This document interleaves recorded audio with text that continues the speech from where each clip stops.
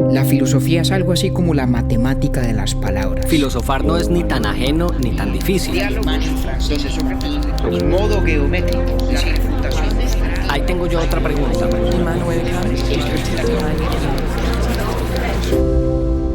Urbi et Orbi, a la ciudad y al mundo.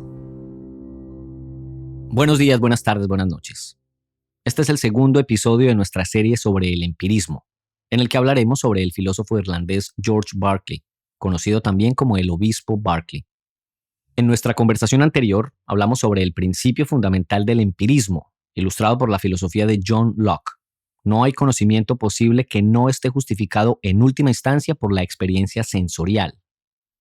La siguiente es una conversación compleja, enredada al inicio para mí, pero que poco a poco y con la orientación del compañero se irá dejando ver más claramente. Y siento yo que llega a un final feliz, que en este caso es el de entender lo que pensaba Berkeley. Hoy les presentamos las excentricidades del obispo Berkeley.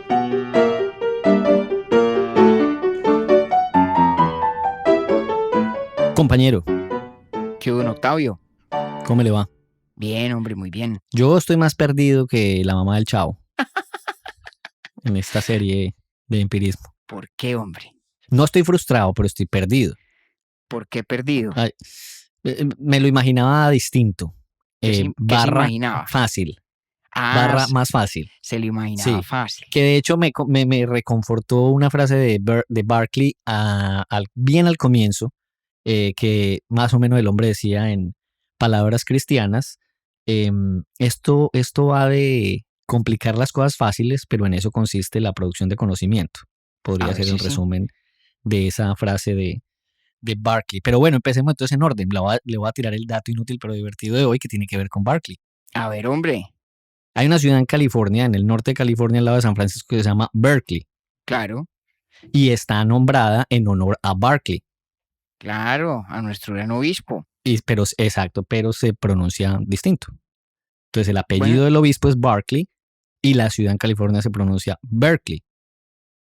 Fíjese que eso suele ocurrir acá. Eso es como la muy famosa universidad, como se le dice en inglés, de Notre Dame, en Indiana, que Sí. en realidad es el francés Notre Dame. Ajá. Los Y como gringos una le calle que cambian. tiene usted allá en Manhattan, la calle Houston. Y Houston, la ciudad en Texas. Sí, señor. Tiene usted toda la razón. Ese Tiene fue toda el la dato razón. inútil, pero que además en Nueva York es chévere porque hay East Houston y West Houston, pero entonces en la West dice W. Y yo decía que esa era la calle Whitney Houston. En los tours. No. Mejor dicho, con eso le queda a todo el mundo claro que el dato inútil pero divertido precede y por mucho a este podcast. Pero por supuesto, eso tiene una historia muy bonita. Claro. Ahí me perdía las propinas cuando echaba el chiste malo. Y no puedo yo Y con culpar a sus razón. clientes. Sí, ¿Ah? con razón, con razón. Óigame, entre otras, bueno, vamos a ver si le desenmarañamos un poquito su, ¿cómo lo dijéramos? Su consternación con el empirismo, Eso, ¿no? Porque sí, mi consternación está muy bien definido. cierto, porque es una de estas posturas filosóficas que parece tan intuitiva, tan fácil, tan sencilla, que cuando empieza a verle uno los pliegues, empieza a decir, uy, caramba, ¿esto a qué hora se enredó? ¿Cierto? Ahora, el carácter de que la filosofía complica la existencia, estoy pues yo ahí muy profundo, le ha servido por ahí a más de uno para profundizar académicamente en el área de conocimiento, que esa es la izada de bandera que tenemos hoy antes de arrancar a hablar de Berkeley. Así es, hombre. Hemos recibido unos mensajes, pues siempre recibimos unos mensajes maravillosos de la gente que nos oye con preguntas, con sugerencias, una que otra queja y reclamo, no faltan tampoco. Pero sobre todo hemos recibido algunos, yo por lo menos lo siento, especialmente entrañables de personas que han decidido estudiar filosofía. No digo que por cuenta de Urbi et Orbi, pero no creo tampoco que Urbi et Orbi haya hecho daño en esa toma de decisión. Y alguno ha sido De acuerdo. suficientemente generoso para decir que efectivamente hemos jugado algún rol allí. Sí, ¿no? pero al menos no truncamos el deseo inicial. Mejor dicho, imposible. Exactamente. Ahí estamos hablando nosotros de 3 personas, pues que al menos nos han contado, nos han hecho expreso, pues, esa decisión de comenzar a estudiar filosofía después de mucho tiempo de haberlo considerado, incluso de haber estudiado primero una carrera y demás, como es el caso de nuestro gran amigo, dueño de la obra de Nietzsche y de quien siempre vamos a sentir celos porque quedó con el perro de Nietzsche, Y estamos hablando de Andrés Díaz en Envigado, gran amigo nuestro, asistente a los talleres y demás. Empezó a estudiar filosofía en la Universidad de Antioquia, está muy contento.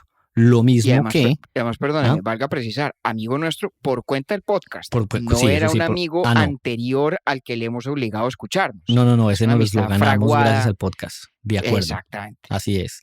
Y por ahí nos escribió alguna vez también otro pelagato urbinauta, Camilo Peña, que también tenía como ganas. Ojalá que haya tomado la decisión. De ese sí no tenemos registro de matrícula. Andrés sí ya nos mandó Martín Peña. Martín Peña, perdón. Martín Peña.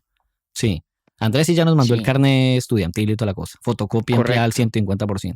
Martín nos contó el año pasado que se iba a meter a estudiar filosofía en algo también estimulado por Urbi et Orbi. Ojalá yo lo haya hecho y que nos dé la sorpresa de mandarnos un correo para contarnos si en Ojalá que efecto sí. lo hizo. El que sí nos contó fue otro, ese sí hay, es que sí hay un Camilo, yo los confundí, es Camilo Arce, ¿verdad? Sí, señor. Sí. Sí, señor.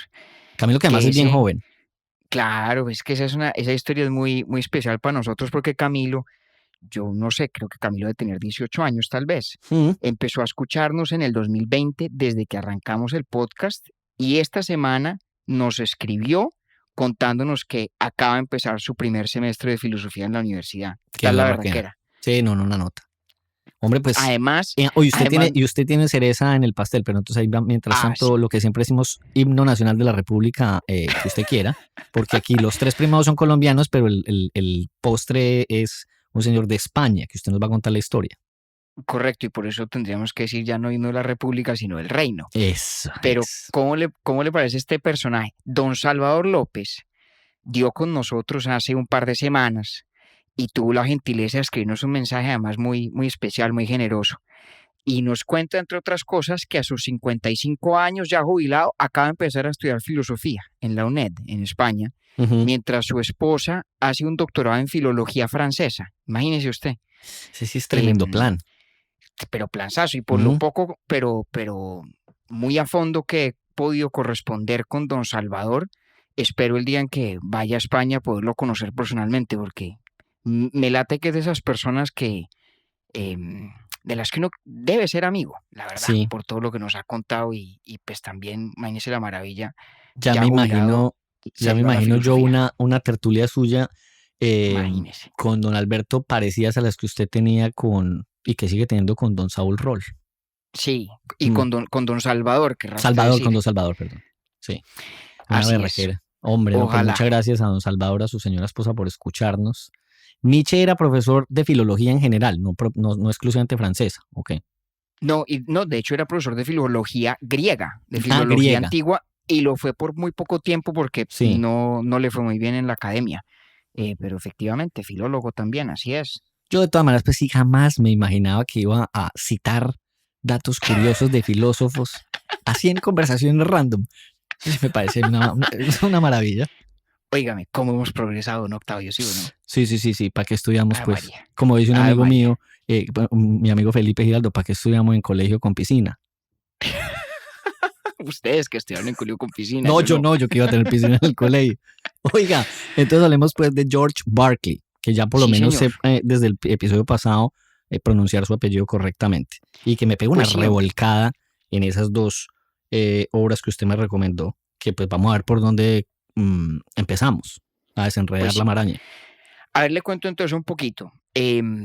Volvámonos a situar en el contexto general de esta serie que estamos haciendo. En la temporada pasada hablamos de los tres principales filósofos del racionalismo en la modernidad temprana, Descartes, Spinoza y Leibniz, y estamos haciendo en esta temporada lo propio con los empiristas, es el otro lado, la otra cara de la moneda. Todos estos capítulos hemos concentrado en un tipo de preguntas en la filosofía que caracterizaríamos en general como metafísica o epistemología. Digo o no porque sean intercambiables, no son lo mismo la metafísica y la epistemología, pero son las dos áreas del saber en las que se concentran estos filósofos, al menos en las obras que estamos tratando. Porque de hecho aprovecho para hacer una salvedad, o no sé incluso si sea una fe de rata, pero amerita la precisión. No hice mención alguna en el capítulo pasado, Octi, al hecho de que John Locke, que era un filósofo tan prolífico, tiene unas aportaciones muy significativas en la filosofía política, ¿no? De hecho, Sí, no lo mucha gente mencionó. lo conoce más por eso que por sus teorías en epistemología y en metafísica, que es de lo que hemos estado hablando. Sí, Algún día haremos los capítulos que corresponden a su famosísima Carta sobre la Tolerancia, a sus tratados sobre la naturaleza del gobierno, que son pues muy importantes en la historia del pensamiento político. Pero entonces estos empiristas de los que estamos hablando ahora son en esencia los filósofos, además en su mayoría de tradición anglosajona. En este caso, los tres de los que vamos a tratar em, son no ingleses. Berkeley no es inglés, pero digamos que son del Reino Unido, los tres. sí, Estos filósofos del empirismo lo que quieren es reivindicar lo que parece ser la visión del sentido común acerca de la posibilidad del conocimiento humano. Usted ya me ha oído contar cuando hablamos de Descartes, lo repetí en el capítulo anterior sobre Locke, que estamos en un periodo de la historia bien importante en el cual la humanidad está, digamos, tratando de asimilar una nueva cosmovisión por necesidad, digámoslo así, por la necesidad que crea la revolución científica. A lo largo de la Edad Media, a partir de las filosofías de Aristóteles y de Platón y sobre todo de sus elaboraciones en la escolástica, hay toda una visión del mundo que esencialmente explica los fenómenos de la naturaleza y explica la posibilidad del saber a la luz de ciertas categorías como de la causalidad final o la teleología. Hablamos de eso muy brevemente cuando hicimos nuestro capítulo de Descartes, ¿cierto? Que es explicar por qué las cosas son como son en función de los propósitos que cumplen. Pero aparece esta nueva ciencia, la de Galileo, la de Newton, la de Kepler, la del propio Boyle, de quien hablamos el en el mentor de contexto Locke. de Locke, exactamente, que dice, bueno, no, mire, fíjese que el mundo natural se puede explicar de una manera mecanicista. Son las partículas de la materia o los cuerpos de la materia que interactúan de maneras que podemos comprender y formular en términos de leyes naturales, además susceptibles de especificación matemática, y todo el mundo lo podríamos en principio entender así, sin recurrir a causas finales, sin recurrir a los propósitos que las cosas cumplen, sino simplemente a lo que hoy llamaríamos, digamos, las ciencias duras en términos de la física, de la química, etc. Entonces hay una gran preocupación en la filosofía en esta época, en este periodo de la historia, por explicar cómo es posible este conocimiento. ¿En qué consiste el saber del cual nos provee esta nueva ciencia? ¿Cómo lo explicamos? ¿Qué tipo de mundo nos revela?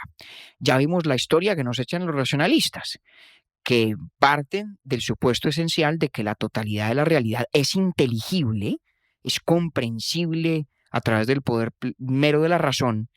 Y luego están los empiristas que dicen, hombre, venga, de pronto hay que tener una posición un poco más, diríamos, humilde.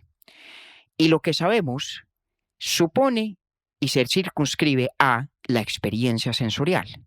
Sí, Nada hemos de saber de aquellas cosas que no son posibles objetos de la experiencia de los sentidos. Ese es el postulado esencial del empirismo. Entonces, ¿eso por qué es importante, Octi? Porque significa que aquellas cosas que son verdad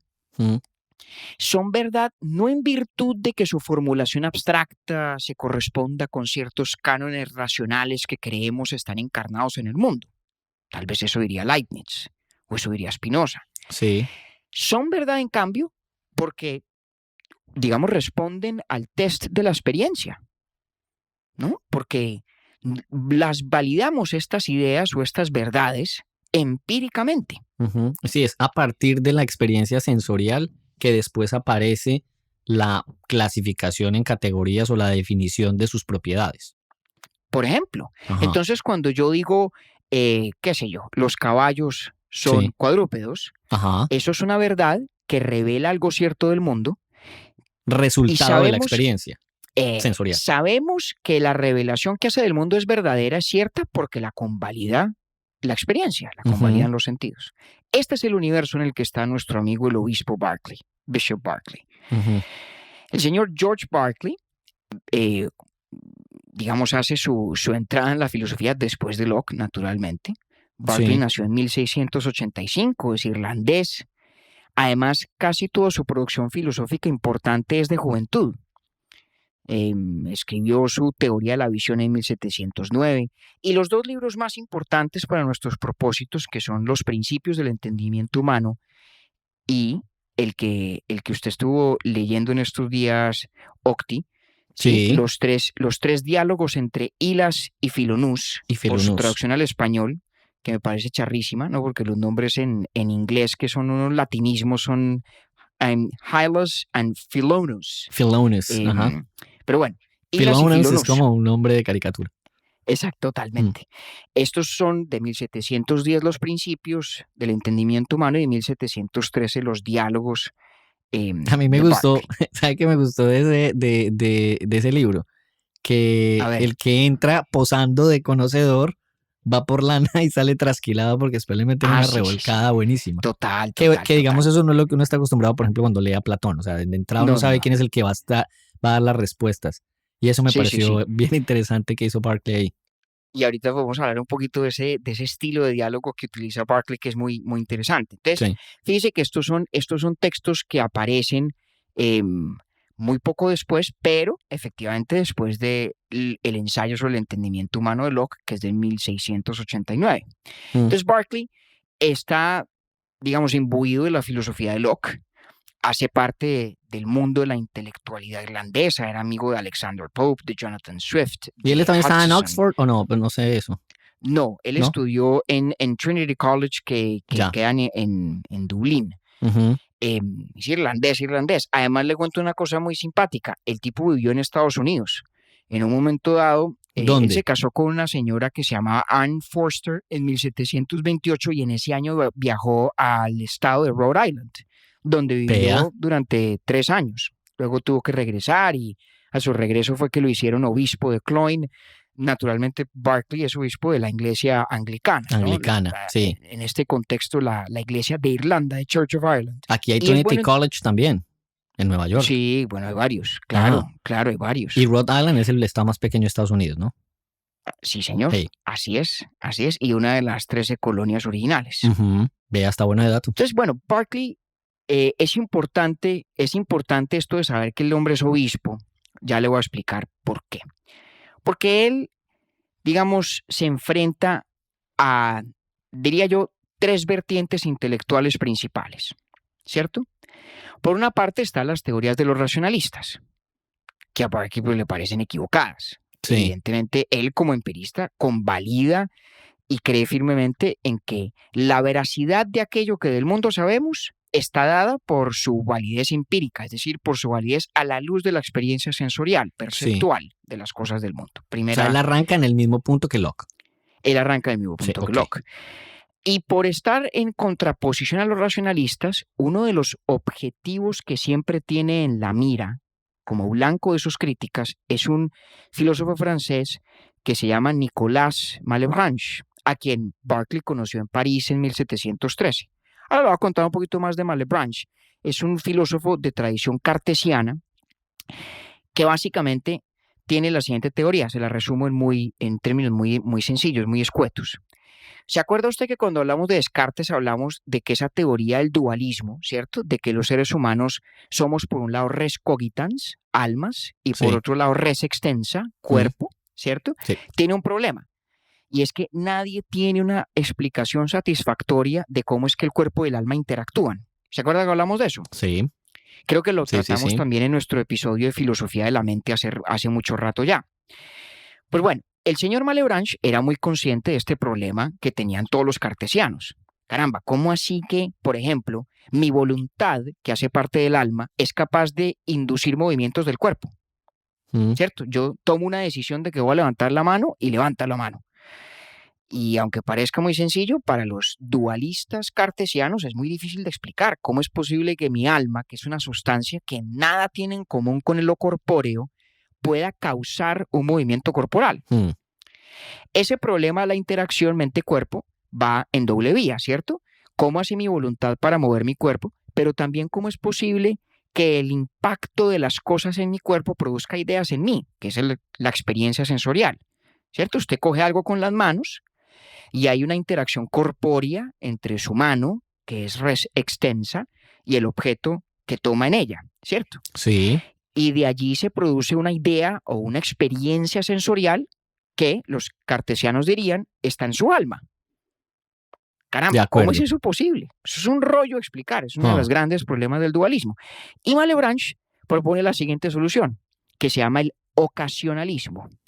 Malebranche dice que cuando usted tiene una experiencia sensorial, nunca se trata de que los objetos del mundo causen o produzcan una percepción en su alma, sino que el contacto con un objeto del mundo es una ocasión para que Dios directamente produzca en usted la experiencia sensorial. Imagínese esa vaina. Entonces, si yo tomo el libro que tengo enfrente con las manos, Ujú. sería equivocado decir que el contacto de mi mano con el libro causa la experiencia sensorial, digamos, de la solidez del libro, de su impenetrabilidad como objeto físico. Ok. Malebranche diría, no señor, al entrar su mano en contacto con el libro, es ello una ocasión para que Dios de manera directa cause en su alma la percepción o la sensación de la impenetrabilidad del libro. Es decir, el Dios de Malebranche tiene trabajo como ningún otro, Ujú. porque cada contacto de cada ser sintiente con cada objeto del mundo Es una no es más ocasión que una ocasión ajá. para la intervención ¿Y, directa de y Dios en la Barclay era experiencia sensorial. ocasionalista también o qué? No, le estoy explicando esto porque es el gran enemigo de Berkeley. Berkeley dice, no, esta vaina sí es Eso una no. locura. Ok. Eso es una locura. Entonces, algunas cosas de las que piensa Berkeley se entienden mejor cuando uno es consciente de que está tratando de construir una alternativa a lo que propone el señor Malebranche. Ya. Entonces, decía que hay como tres vertientes de ideas que convergen en Berkeley. No que él las adopte, sino que son importantes para entenderlo. La primera, su empirismo con oposición directa a este ocasionalismo de Malebranche. ¿Sí? O sea, él todavía sigue firme en lo primero. Total. Y es Firme en el experiencia, empirismo. sí, exacto. Entonces, experiencia sensorial traducida en conocimiento. Total, Ujú. total. Segunda Por nada vertiente. distinto perdón, lo interrumpo, pero es como para ir resaltando la idea. Por Ujú. nada distinto a lo que la misma experiencia sensorial transmite. Ahí no hay Dios, Correcto. exacto. Entonces, Correcto. completamente opuesta al ocasionalismo de, ¿cómo se llama Nicolás qué? Malebranche. Malebranche. Ok, vale, listo. Entonces, el tipo tiene los ojos puestos en Malebranche, ¿no? Ujú. Que era como el cartesiano famoso del momento. O sea, es ¿no? el que se va a cargar primero. Total, Vale. total. Luego la segunda vertiente es esta ciencia de la que veníamos hablando, la ciencia de Boyle, la ciencia de Newton, que deriva en el materialismo de un filósofo como Hobbes. Hobbes dice que todo lo que en el mundo existe es materia. Sí. Punto. Y eso a Berkeley le parece escandaloso. Entre otras cosas por ser plenamente contrario a sus convicciones religiosas, ¿no? Ahí es donde pela el obispo. Sí. Tercera vertiente, el realismo de Locke. ¿A qué me refiero con el realismo de Locke? Lo que hablamos la vez pasada. Locke es un empirista, ¿cierto? Pero Locke cree que existen cosas en el mundo, ¿no? O sea, si usted y yo desaparecemos y desaparecen todas las criaturas con poderes sensoriales, Las pues cosas no quedan. desaparece todo, las cosas quedan, Ujú. ¿cierto? Ahí está la visión de Locke es la del sentido común en muchos sentidos, Sí. valga la redundancia, que es la idea de que si yo no estoy, pues no por eso dejan de existir las cosas que me circundan. Sí. Están Que las por tres ahí- vertientes. Por ahí vi Y ayer, que es que qué pena, pues que tiene mucho que ver. Vi un meme ayer que decía que según la física cuántica, cuando usted está observando una partícula tiene un comportamiento, pero cuando no está, no. Y entonces en el cuadro donde no está la partícula sacándole la lengua. Y me acordé literal de Locke. pues para Locke eso sería súper difícil de asimilar, ese fenómeno, digamos, o esa naturaleza probabilística de las observaciones ¿Cómo era que- cuánticas. cómo era- al cómo era que menos en llamaba Locke algunas los átomos? interpretaciones. Corpúsculos. Corpúsculos, sí. Que es Perdón la tanta teoría interrupción, pero usted sabe que que cuando heredó lo de interrumpo Boyle. tanto es que estoy encarretado. No, fresco. Hágale con confianza. Entonces, ¿en qué consiste el realismo de Locke? Locke es dos cosas, es empirista y realista. Eso es importante. Empirista porque como Berkeley cree que las credenciales de toda cosa que llamamos conocimiento son credenciales de carácter empírico, no puramente lógico, como Ok. dirían los racionalistas. Pero es realista, en el sentido de que Locke cree que nuestras percepciones son percepciones de objetos del mundo. Y voy a ser más preciso, de objetos del mundo cuya existencia es independiente del hecho de que los percibimos. Es decir, el sentido común. Normalmente nadie cree que las cosas existen porque las percibimos. Al contrario, creemos que las percibimos porque existen. Porque existen, ¿correcto? sí. Pero entonces, como el señor es empirista y realista, tiene el problema de la apariencia, que fue de lo que hablamos en el capítulo anterior. Ajá. Tiene el problema de decir, a ver, si yo tengo experiencias sensoriales, ¿cierto? Entonces el mundo, las cosas del mundo se me presentan a través de mis sentidos de cierta manera. Sí.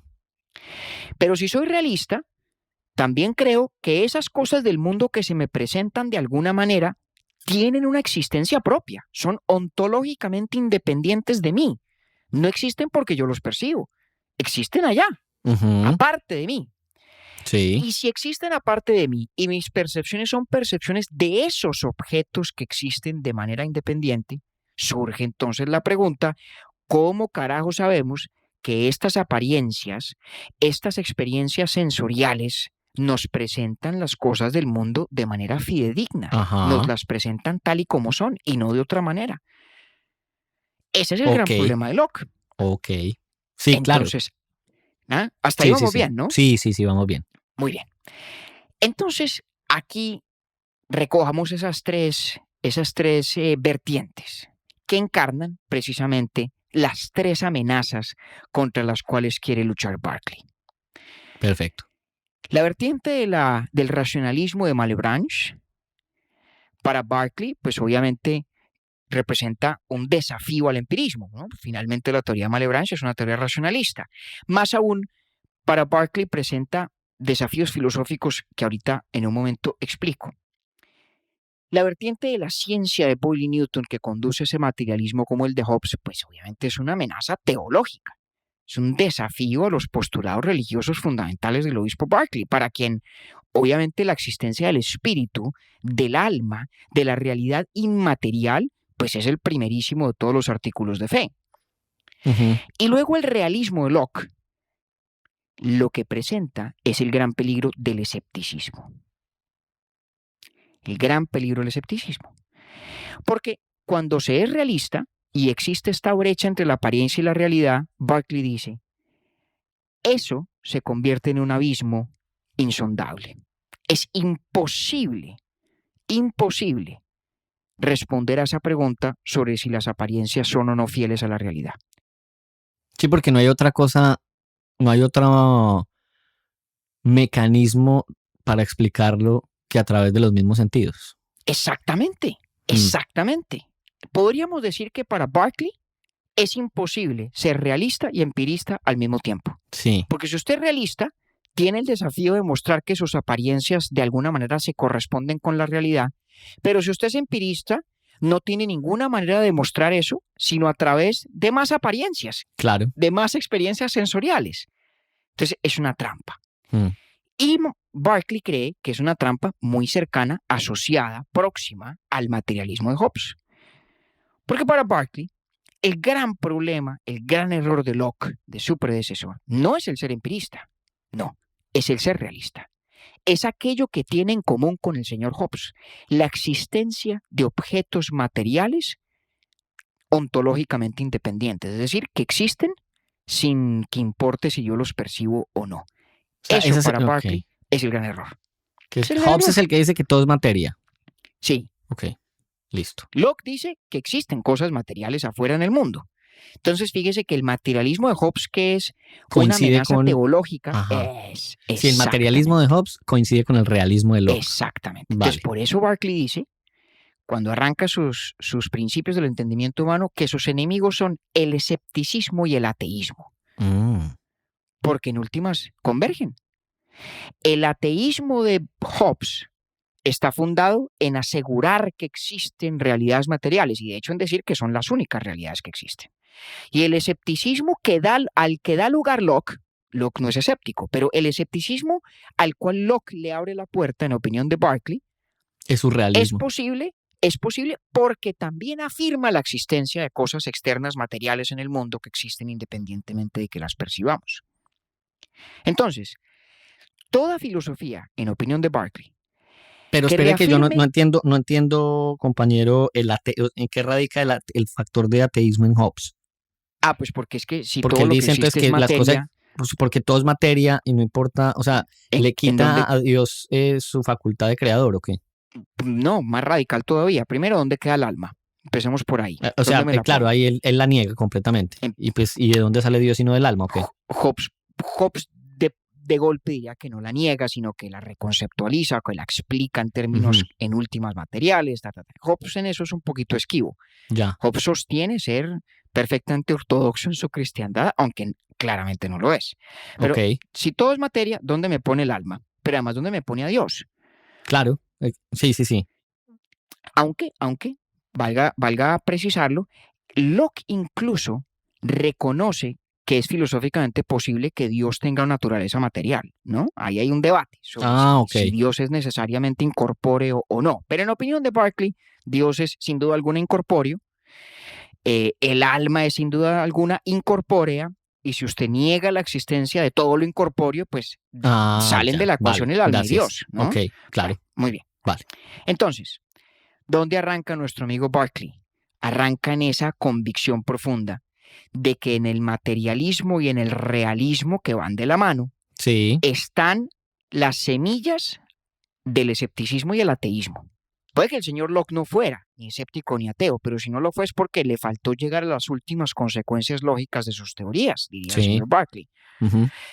Entonces, Berkeley se da a la tarea de demostrar que es posible ser empiristas sin realismo. Es bueno, entonces es posible ser empiristas sin realismo. Ojo, eso suena como si uno no dijera mayor cosa, pero Ajá. por favor Pues pongamos yo no esto en sé, su porque justa yo me enredé dimensión. ahí, pues. Ojo, ¿qué es ser realista? Ser realista en este contexto significa que usted cree que hay cosas que existen en el mundo. Independientemente de si las percibimos o no. Exactamente. Ok. Y el señor Berkeley dice, eso es mentira. Ok, o sea, Berkeley niega a Locke. Sí. No, ojalá negara solo a Locke. Niega la existencia de cualquier objeto material de existencia independiente de las mentes o de las almas que los perciben. O sea, todo existe es porque el alma lo percibe. Sí, No hay otra forma para sí, Berkeley. correcto, correcto. Pero ¿sabe qué es lo más Miércoles. charro? Que Berkeley dice desde el principio que lo único que está haciendo es reivindicando el sentido común. Hágame el favor. Ah, ok. Entonces sí. Para colmo de males. Ajá. O sea, no se reconoce como una persona que está proponiendo una teoría, O sea, para Berkeley digamos, el medio sentido loca. común radica en que no hay En que otra no. cosa distinta a la que los sentidos perciben. No hay Sí, pero existencia ojo. independiente de la materia Correcto, en sí misma. correcto. Y eso para él Porque, es reivindicar el sentido común.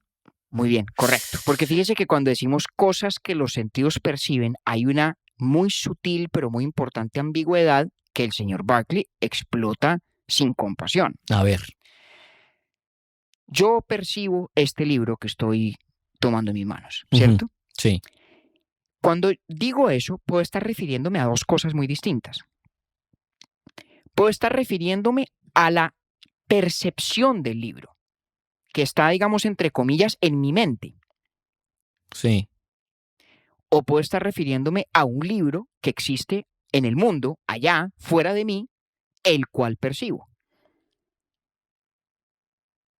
No, espere que ahí me enredé otra vez. Póngame Pongámoslo otra así. vez ese ejemplo. Pongámoslo así. Octavio tiene una percepción, digamos, ¿qué tiene usted en la mano?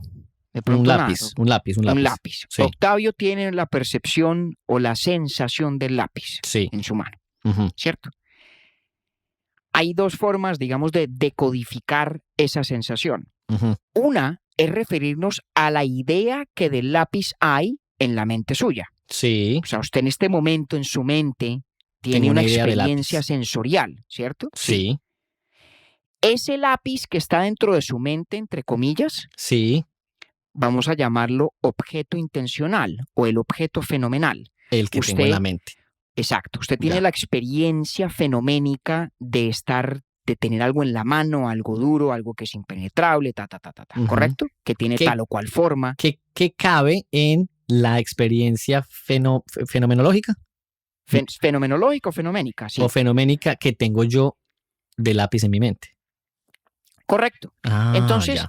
hay un cierto sentido en el cual el lápiz que usted está percibiendo está en su mente, Sí, ¿sí? sí, Como objeto fenoménico, sí, objeto intencional, sí, ¿sí? sí, Y hay otro sentido en el cual diríamos que el lápiz que usted está sintiendo está además afuera de su mente, en el mundo, es lo que tiene usted en la mano, claro.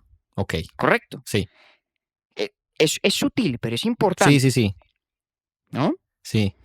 Sí, fíjese que ese mismo ejemplo que usted está poniendo ahí me pasó aprendiendo a meditar, pero eso es otra discusión, pero fue exactamente la misma Bueno, pregunta que yo me hice.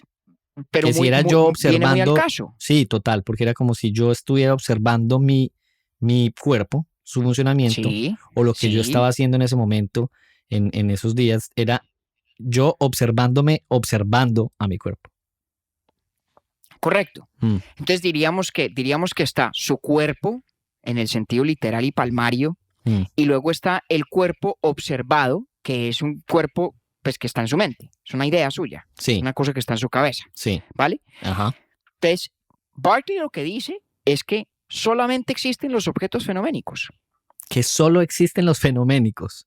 Sí, o sea, usted tiene una percepción de un lápiz y lo único que usted sabe a ciencia cierta es que en su mente existe un objeto fenoménico que es el lápiz, que usted lo experimenta o tiene la experiencia de él de tales o cuales características. Eso es todo lo que usted sabe. Y- Usted no tiene ni idea si afuera existe el tal lápiz o no. Porque en realidad lo que usted percibe de manera inmediata y directa no Hmm, es el objeto exterior material del lápiz, sino el fenoménico. sino el objeto fenoménico del lápiz. Imagínese esa vaina.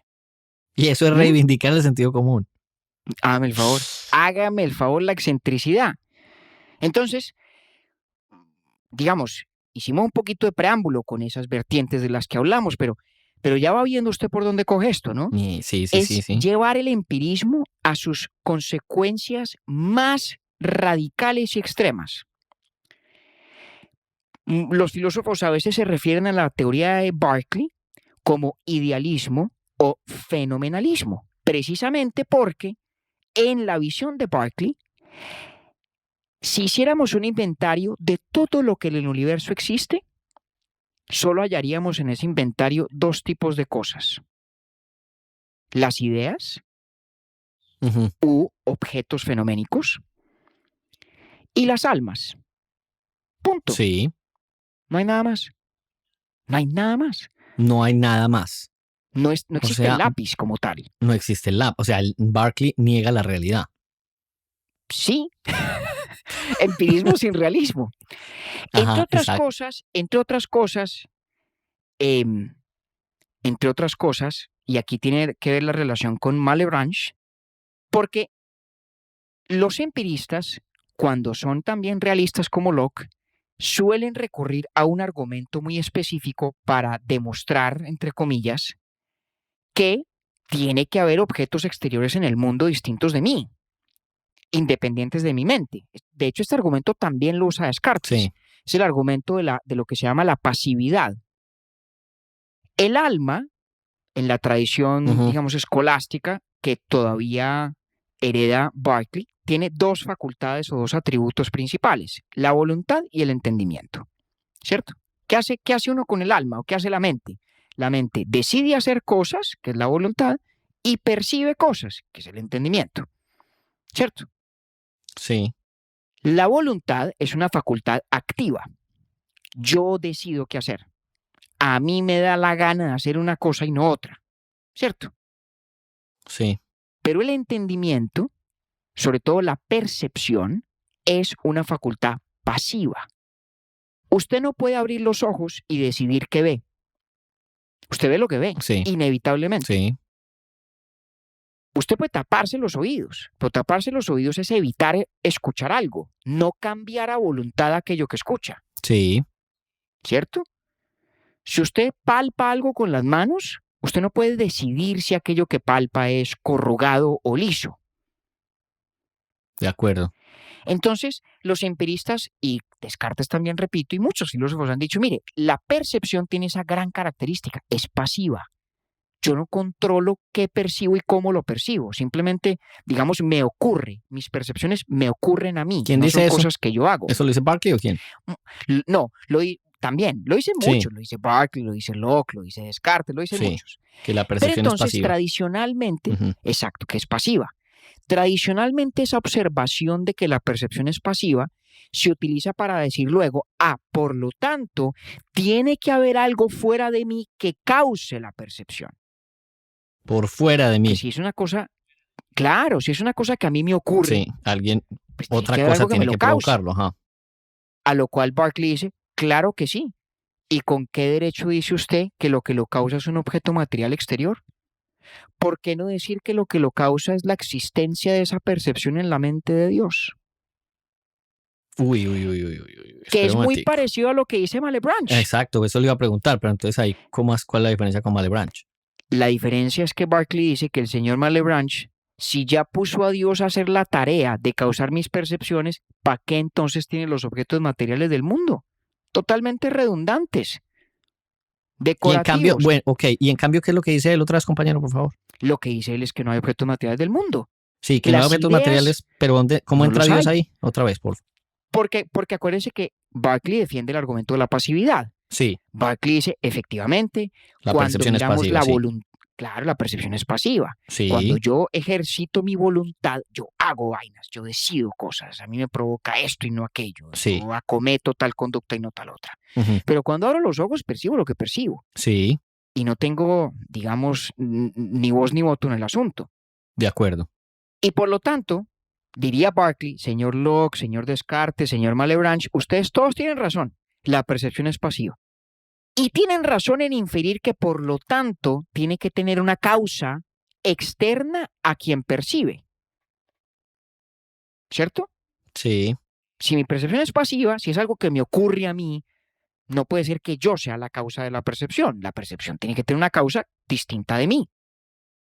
Hasta ahí vamos bien, todos. hasta ahí vamos bien. Hasta Sí. ahí van juntos Descartes, Exacto, hasta ahí Locke, van, hasta ahí van Malebranche y juntos. Berkeley, Ajá, todos juntos, sí, de acuerdo. ¿no? Hmm. Pero llega el señor Berkeley y dice, bueno, ¿y quién dijo que la causa tiene que ser un objeto material que se parece a sus percepciones? ¿Cómo a cuenta de qué? ¿Por qué no decir que la causa es Dios directamente, sin intermediación alguna? Dios, que es una mente infinita, tiene en sí la totalidad de las ideas que existen, existirán y podrían existir. Y Dios es esa causa externa que produce en mí las sensaciones que tengo. Entonces, lo que causa su percepción del lápiz, la causa del objeto fenoménico del lápiz que usted tiene en la mano, no es el lápiz que usted tiene en la mano. Es Dios directamente comunicándose con el alma suya. Y fíjese la relación entonces con Malebranche. Es como decirle, señor Malebranche, usted tiene razón en parte, pero porque tiene razón en parte, en aquello de que Dios es la causa directa de mis percepciones, por lo tanto le sobran los objetos materiales del mundo. Es Dios. Si Dios ya está causando su objeto fenoménico del lápiz Octi, ¿qué ¿Para necesidad qué hay lápiz? de que haya lápiz? ¿Para qué lápiz? ¿Para qué Ok. lápiz? Entonces Berkeley dice, el señor Malebranche lo que le faltó es una clase de economía conceptual, ¿no? Sí, Le le faltó sacar la faltaron ahí navaja. 3 centavos para el peso. Claro, le faltó sacar la navaja de Occam. No Mm, multiplicar entidades cuando no son necesarias para dar una explicación. Si usted ya tiene a Dios explicando todas sus percepciones, ¿para qué necesita los objetos materiales del mundo? o sea, Y se sí, burla de Malebranche, ¿no? Se burla de él. sí. Le dice, óigame, ¿no le parece una falta de respeto pretender que Dios necesita ocasiones? Como si necesitara poner una alarma para acordarse de que tiene que Ujú. causar mis impresiones. Dios no necesita esas O que, cosas. sí, como que si las cosas, diría Berkeley, fueran una evidencia que necesita Dios para demostrar. Hazme el algo. favor. Entonces, Wow. imagínese, el señor Berkeley saca la escoba y barre de tajo todos los objetos materiales del mundo. Mm. Entonces, déjeme y le pinto entonces a usted el cuadro de la cosmovisión de nuestro muy querido obispo de Cloyne. Muy de Berkeley podría ser, compañero, aquellos que... Eso es otro tema de discusión, pero digo yo es que podría caber dentro del concepto o lo que propone Berkeley, aquellos que dicen que vivimos en una simulación. Excepto que la idea de que vivimos en una simulación casi siempre supone que nuestros cuerpos están de alguna forma alterados para tener una simulación psíquica. O sea, Ok. si la idea es un poco The Matrix, pues en The Matrix hay cuerpos, hay unas cámaras criogénicas donde usted está metido. Ujú. Sí. No es exactamente la misma idea. Lo de Berkeley es bastante más radical. Bastante más radical. Porque no habría el tal cuerpo, no habría la tal cámara criogénica y Pero, no olvidándonos habría... pero olvidándonos de esa cámara. O sea, que todo Sí, fuera... Ahí sí, tal vez. pero no, Oki, ¿No? porque la palabra simulación todavía está atrapada dentro del paradigma realista. Porque Sí. usted simula cuando hay algo Lo que hay otra distinto. cosa. Claro, Sí, cuando hay otra cosa de Total. la cual la simulación se desvía. Ujú. Aquí no hay simulación porque no hay objetos materiales del mundo que estén fuera de nuestro acceso, es Chévere. que simplemente no Sí, sí, sí. existen. Wow. Entonces, venga y le hago La causa es un Dios. paseíto. ¿Qué tal Otro. esta vaina? ¿Qué tal Pero esta vean, vaina? a mí sí es que no deja de sorprenderme la filosofía, porque yo pensé que a este man no le iba a entender nada. No, es que es una nota. Lo Ahora, que pasa es que gracias Berkeley, al traductor, pues, que está en el otro micrófono, porque yo solito bueno, sí no, me a ver, metí mi perdida. y no lo culpo además porque Berkeley, como decíamos al principio, se presenta a sí mismo como un defensor del sentido común. Es súper descarado. Mm. Entonces uno lo está leyendo y el tipo dice, claro, y esto es lo que todo el mundo piensa. Y uno dice, no, momentico, esto no es lo que nadie piensa. Sí. ¿Qué pasa? Sí. Entonces Berkeley despista mucho y los argumentos de Berkeley tienen una cantidad de falacias interesantísimas, muy simpáticas, pero súper sutiles, ¿no? Él hace unas inferencias que parecen irrebatibles, que en realidad no son válidas. Entonces, Sáqueme el otro paseo entonces. entonces venga, le pinto como el cuadro de Berkeley, ¿no? Ya entendimos a qué está respondiendo, ¿no? Espero que haya quedado claro por qué traje yo al baile a Malebranche, ¿no? Porque lo Muy cogió y lo importante. sacó de taquito. ¿Esos eran de la misma época o no? Sí, claro, Sí. acuérdese que le conté que se conocieron en París en 1713. Se conocieron en París. Estaba mirando entonces por la ventana porque no me acuerdo. Y aquí no estamos para decir mentiras. No estamos para decir mentiras. Y ya ve usted cómo para Berkeley está la solución a todos esos problemas del escepticismo y del ateísmo. Si el materialismo es una amenaza a, digamos, las doctrinas religiosas fundamentales, pues fácil, no existe la materia. Problema resuelto. Lo que hay en el mundo son espíritus e ideas. Uno de esos espíritus, naturalmente, es el divino, Dios. Y si el otro peligro era el escepticismo, por esta brecha, por este abismo insondable entre la apariencia y la realidad, pues muy fácil, dele dilita la realidad, quédese con las apariencias y proclame la realidad. No, es como resolver el problema por sustracción de materia. Entonces, dicho todo eso, ¿cuáles son las ideas principales de Berkeley, diría yo? Primero, el empirismo. Todas nuestras ideas, todo lo que sabemos, todo lo que podemos aspirar a saber se origina en la percepción. Segundo, su ontología, su catálogo de lo que en el mundo hay. Berkeley dice, muy sencillo, ¿cuáles son las únicas dos cosas de las cuales tenemos absoluta certidumbre de que existen? Primero, nuestras propias ideas, nuestras percepciones, ¿cierto? Sí. Y segundo, nosotros mismos. En esto Berkeley, como todos sus contemporáneos, aceptan plenamente el argumento de Descartes, ¿no? El cogito ergo sum. Vale. Entonces, ¿qué existe en el mundo? Muy sencillo. Ideas o percepciones y mentes o espíritus que perciben. Eso es todo lo que hay. Eso es todo lo que hay. Y ni esas ideas, ni esos espíritus, de cuya existencia no podemos dudar, me permiten inferir que existan objetos materiales independientes de nuestras experiencias sensoriales. Y ya vimos cómo Berkeley responde al argumento de la pasividad, ¿no? Porque podría Locke levantar la mano y decir, oiga, venga, señor Berkeley, ¿cómo explica usted entonces que las percepciones sean pasivas, que no estén sujetas a la voluntad de los espíritus o de las mentes que perciben? Sí. Señor Berkeley diría, bueno, muy fácil, ahí está la labor divina, la labor de Dios, y a diferencia del señor Malebranche, no necesito objetos materiales que medien como ocasiones de nada, porque Dios Todo lo puede solito, no necesita ayuda de nadie. Muy bien. Entonces, primero su empirismo. Segundo, esa ontología idealista, fenomenalista, es decir, que niega la existencia de todo lo material. Tercero, esta, digamos, observación que acabo de compartir, pero puesta en términos muy claros.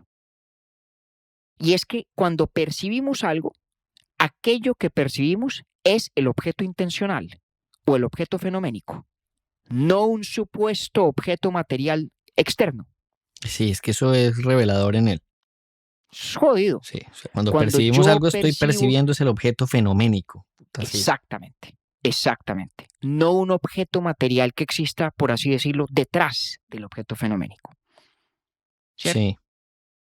Y en cuarto lugar, el rol de Dios, que en la filosofía de la modernidad temprana suele llegar a rescatar. Porque fíjese que hay un problema. Si llevamos la cuerda del argumento hasta aquí, tendríamos una imagen bastante desoladora en términos de literal soledad. Yo, David Zuluaga, ¿de qué tengo perfecta certidumbre? De que existen mis ideas, de que existen mis percepciones, de que existo yo. Sí. No puedo inferir que exista ningún objeto material externo. Sí. Pero entonces, ¿puedo pensar que existe Octavio? ¿Puedo además entrar en diálogo con Octavio? ¿Cómo sé que mis ideas y las ideas de Octavio versan sobre lo mismo? Si no hay objetos materiales externos en el mundo, ¿cómo sería esta idea del conocimiento objetivo? ¿Cómo es posible eso? Si no hay nada externo a mi mente que sea, digamos, el garante de la veracidad compartida entre sus ideas y las mías. Entonces, quien las Yo hace percibo- coincidir es Dios. Exactamente. ¿Quién las hace coincidir es Dios? Primero, porque es la causa de todas nuestras percepciones. Sí. Segundo, porque Dios en su bondad le da a las percepciones cierta coherencia. Dios es buena gente. Sí. Dios no nos deja a nosotros al desamparo de unas percepciones inconexas e ininteligibles. Sí, claro. Ahí Sino que está él para sino- evitar el caos. Claro, nos las da ordenaditas. Entonces, cuando el señor Newton, a quien Berkeley tanto admiraba, descubre la ley de la gravedad, Sí. está descubriendo una ley de la naturaleza, eso es verdad. Y podemos hablar de leyes de la naturaleza en Berkeley, porque la naturaleza es aquella que está en la mente de Dios, en virtud de quien es la misma que percibimos todos. Entonces, Berkeley recurre a la divinidad para evitar el solipsismo, ¿no? Evitar esta imagen donde lo único que existe soy yo, y para además garantizar que haya objetividad.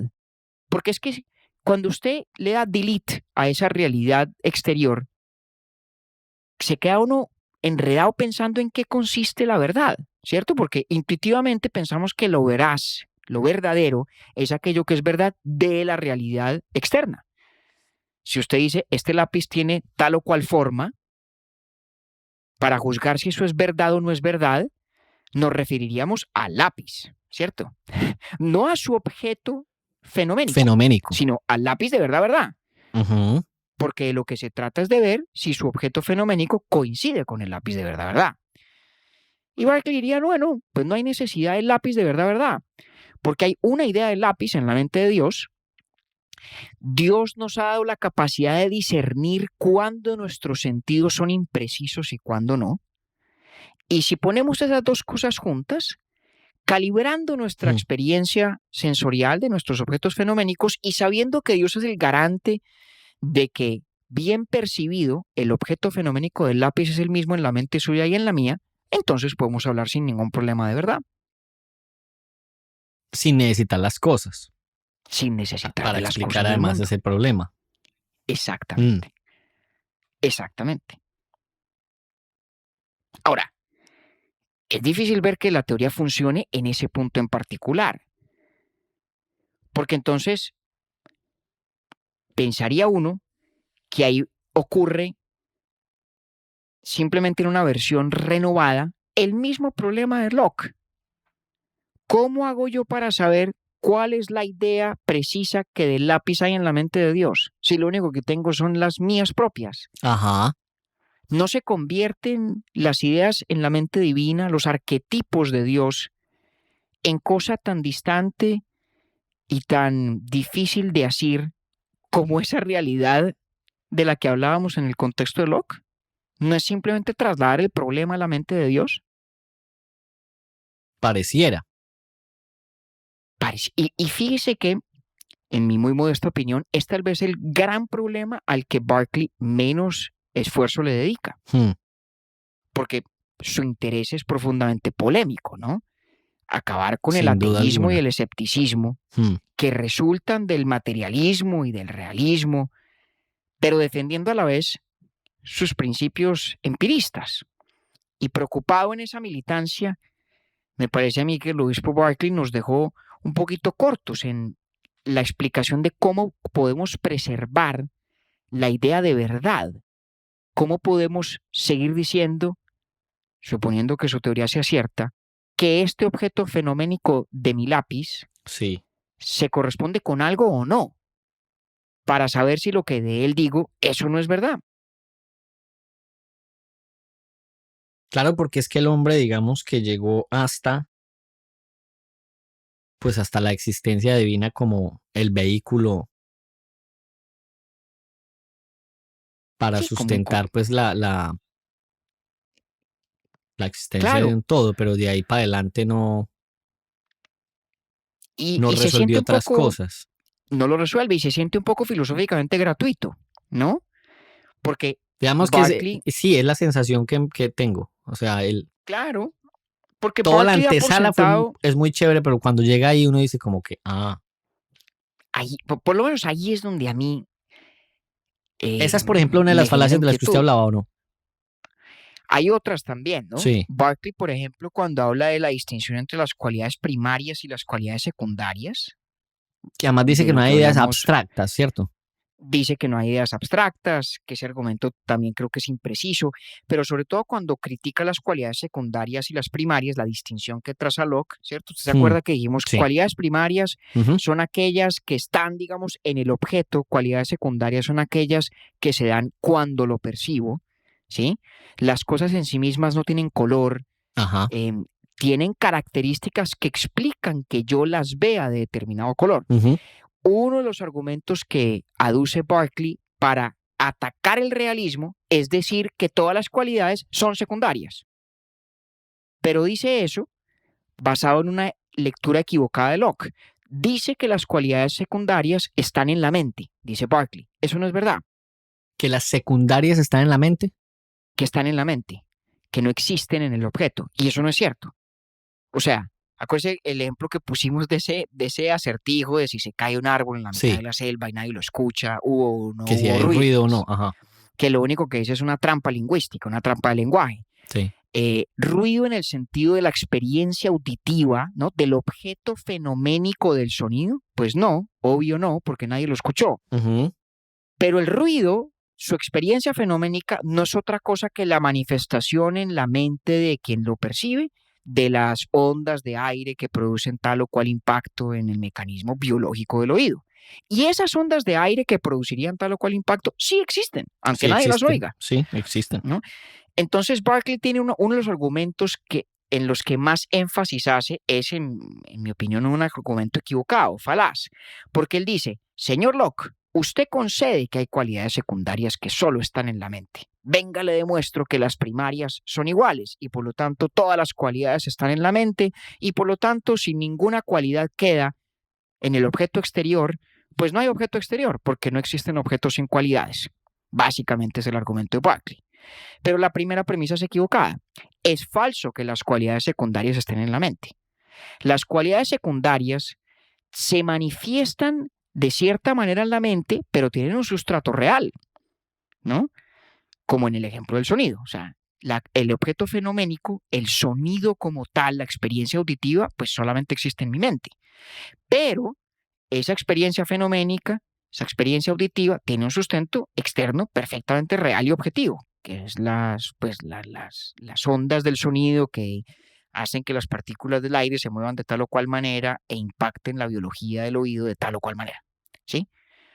Entonces, en Berkeley hay una cantidad, digamos, de movidas rápidas, diría uno, demasiado rápidas, ¿no? Que pasan por alto muchas cosas. Pero no deja de haber una cosa bien importante, Octi, o dos, diría yo. La primera es esta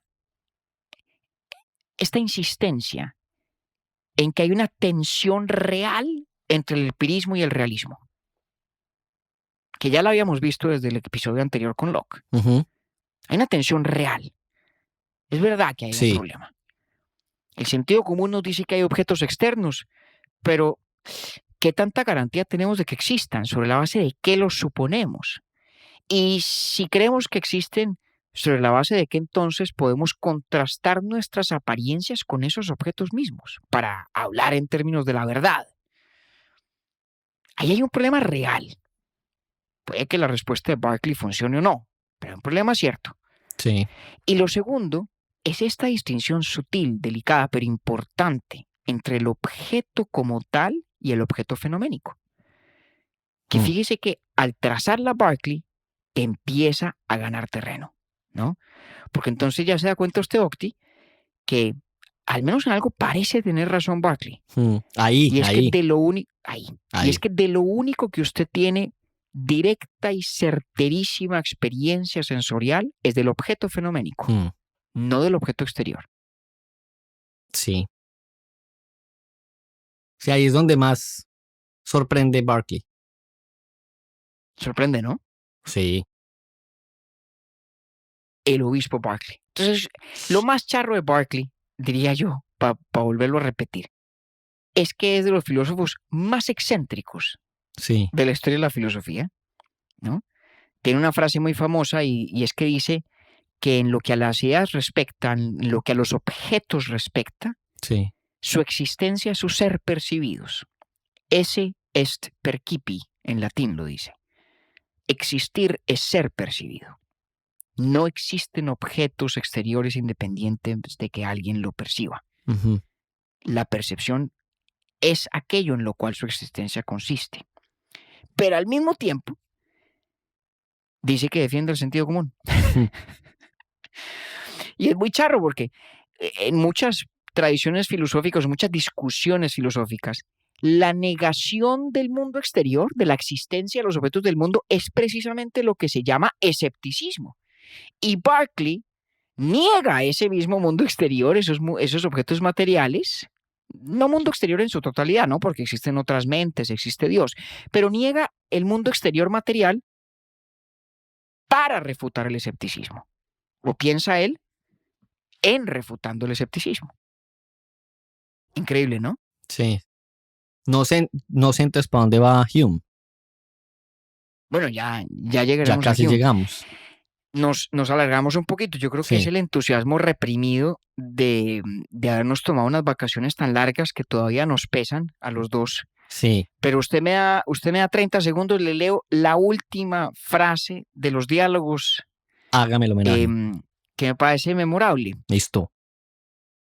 Entonces, está hablando Filonos, ya me olvidó cómo es que la traducción que hacen al español. ¿Cómo es? Ay, ¿cómo es que era, hombre? A ver si... Filoncio. No, pero es que es...